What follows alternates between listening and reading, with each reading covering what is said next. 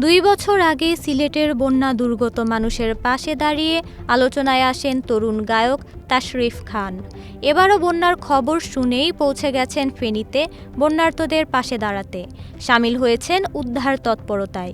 তিনি জানান, মানুষের জন্য ভালো কাজ করতে পারবেন ভেবে উৎসাহিত হন তিনি। কাজগুলোতে নিজে আনন্দ পান। বৃহস্পতিবার প্রশাসনসহ স্থানীয় জনগণের সাথে কথা বলে তিনি জানান যে এখানকার মানুষ খাবার চান না, বাঁচতে চান। চারদিকে মানুষ শুধু বাঁচার আকুতি জানাচ্ছেন। তাশরিফ আরও বলেন, তারা ফুলগাজী, পরশুরাম, আনন্দপুর এলাকাগুলোতে গিয়েছেন, কারণ সেখানে অনেক মানুষই আটকা পড়েছে।